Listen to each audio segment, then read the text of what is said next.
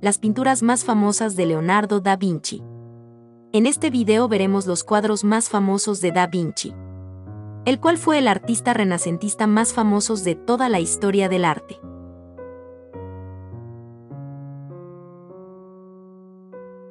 La Dama del Armiño. Obra de arte de Leonardo da Vinci del año 1490.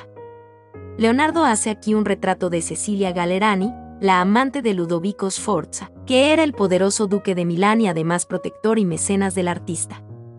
Cecilia fue una de las pocas mujeres con las que Leonardo estableció una amistad cercana. Al parecer a Da Vinci le caía muy bien la joven Cecilia, que contaba entonces con 16 años. La chica era inteligente y, como vemos, también muy bella. Entendía mucho de literatura y música, dos disciplinas muy valoradas por el artista, y juntos charlaban de ello durante buenos ratos. Por ello la consideraba una musa, una donna docta, comparable a grandes mujeres como Aspasia de Mileto o Axiotea, la alumna de Platón, y por sus dotes de poeta en la corte la tenían por gran lum de la lengua italiana. La retratada lleva en sus brazos un pequeño animal, parecido a una comadreja o un hurón, pero en la cultura popular la tesis más aceptada es que se trataba de un armiño, bicho asociado a la realeza. La composición es un retrato en 3/4 de perfil, algo bastante innovador para la época. Muestra con ello movimiento y al mismo tiempo, la imperturbabilidad solemne de una estatua antigua. Típico de Da Vinci es la imperceptible sonrisa en los labios de Cecilia. El pintor prefería sugerir las emociones más que presentarlas de forma explícita.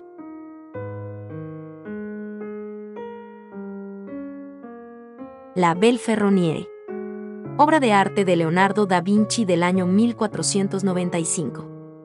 La otra gran dama retratada por Leonardo da Vinci que hay en el Louvre tiene otra mirada. No es la cara confiada de la Gioconda, que parece estar sonriendo de éxito entre groupies y fans histéricos. No tiene esos ojos de diva colocada entre el esfumato de la Mona Lisa. La Belle Ferronniere nos mira, o quizás mira a su rival, como no comprendiendo cómo no es ella la más bella del reino, como no es ella a la que Duchamp pinta un bigote o Picasso roba del museo. Pero lo cierto es que es la Gioconda la que se lleva todas las miradas, toda la atención, todo el prestigio. La Gioconda es la estrella del Museo del Louvre, una de las joyas de París, una de las luces más brillantes de la Ciudad de la Luz, quizás el cuadro más famoso del mundo. Mientras que ella es un simple retrato de una mujer desconocida.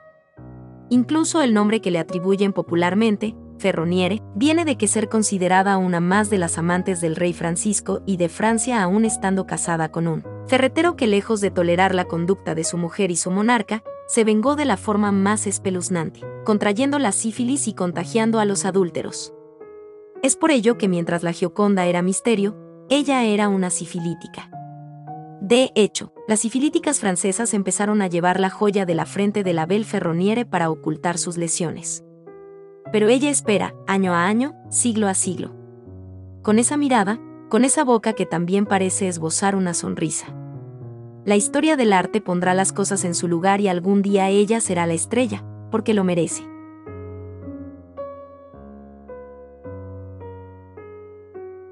La Última Cena. Obra de arte de Leonardo da Vinci del año 1498. En el refectorio del convento de Santa María del Grazia en Milán, se encuentra una de las obras de arte más aclamada de todos los tiempos, ícono del arte universal.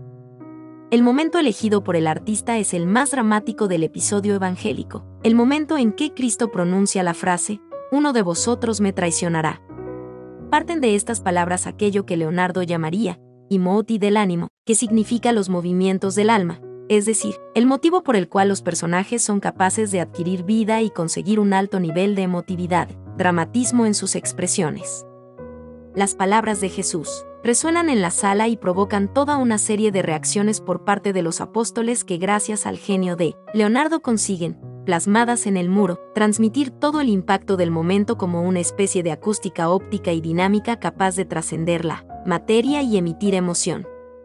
Si prestamos atención a los gestos de los personajes, la escena se intensifica.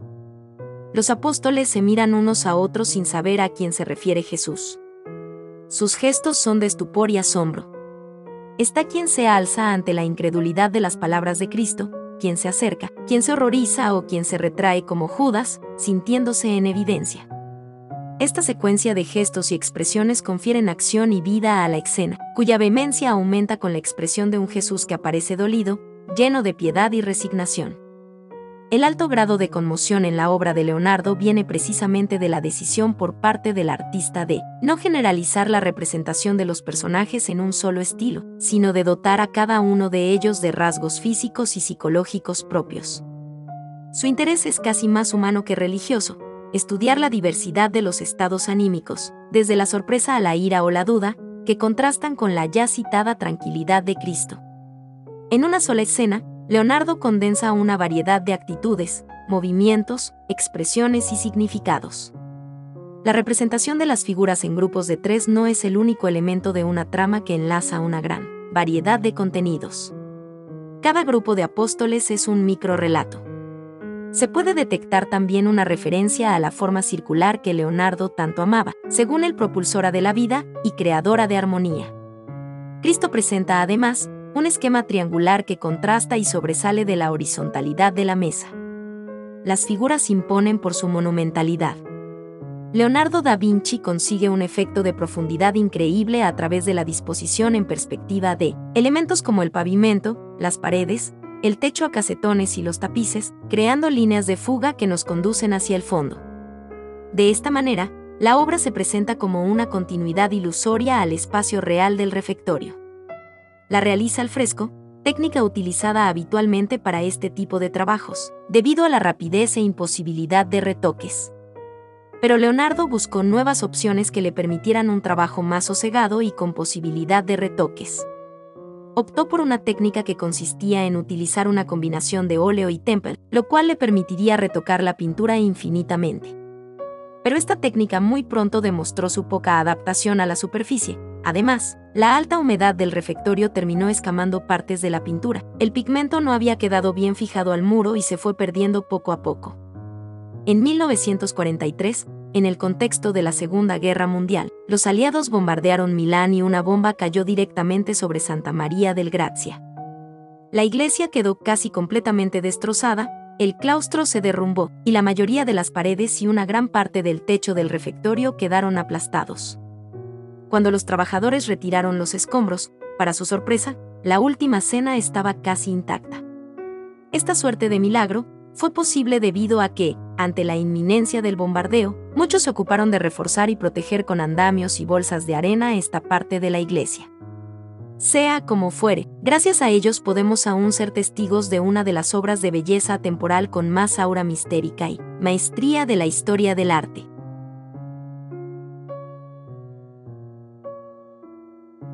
La Gioconda. Obra de arte de Leonardo da Vinci del año 1503. Leonardo da Vinci, uno de los más destacados artistas del Renacimiento italiano, supo experimentar en cada una de sus pinturas, tomando siempre la observación de la sabia naturaleza como el primer recurso al que todo buen pintor debía apelar. En este cuadro, la Mona Lisa supone ser el retrato de boda de Lisa Gherardini, esposa de Il Giocondo. Novedoso en muchos aspectos, este retrato de Leonardo se muestra en 3/4 de perfil, presentando la técnica del esfumato, que es el difuminado, a través de la cual logra dar volumen, y por lo tanto, vitalidad a la figura. El paso de una superficie a otra, como por ejemplo del cabello a la mejilla, no se delimita por una fuerte y neta línea de contorno, como se trabajaba habitualmente, sino que sutilmente ambas superficies se fusionan. Este efecto logra transmitir sensación de espacio, de aire envolviendo a la figura y separándola, a su vez, del fondo. Por otra parte, el desarrollo de la llamada perspectiva aérea, o azulada, también se describe en esta obra. El artista explicaba que a medida que los objetos se alejan del espectador, éste comienza a percibir los objetos y el paisaje virando hacia las tonalidades grisáceas y azuladas. Por falta de definición, el ojo pierde en detalle y los colores no logran distinguirse unos de otros. Sin embargo, no debemos pasar por alto que a comienzos del siglo pasado esta obra fue robada del Museo del Louvre. Un exguardia de seguridad llamado Vincenzo Peruggia se llevó el cuadro un lunes de 1911 para devolverlo en 1914. Mientras tanto lo tuvo bien guardado, debajo de su cama. ¿Cuál fue su argumento? La obra, realizada por un artista italiano, debía regresar a su patria. Lo que Vicenzo no sabía era que el mismísimo Leonardo había legado esta obra al entonces rey de Francia, Francisco I. Las idas y vueltas alrededor del insólito suceso hizo que la Gioconda se vuelva una de las imágenes más reproducidas y difundidas del siglo XX. ¿Será entonces que la Mona Lisa sonríe? ¿O es que en realidad está amargada? Bueno, esto es básicamente lo que Leonardo quiso que quede en nuestras manos. En su Tratado de la Pintura, describe que un pintor puede definir la personalidad del retratado a través de las líneas de expresión, por ejemplo, alrededor de los ojos y alrededor de la boca. Resulta que en el caso de la Gioconda, son dos zonas que el gran genio ha dejado indefinidas. Tal vez esta dama florentina que nos observa directamente, sea cual fuere nuestro ángulo, se alegra al recibir nuestra visita.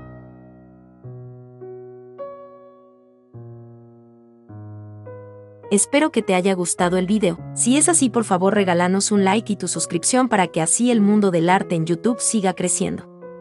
Te deseamos un excelente día, hasta el próximo video.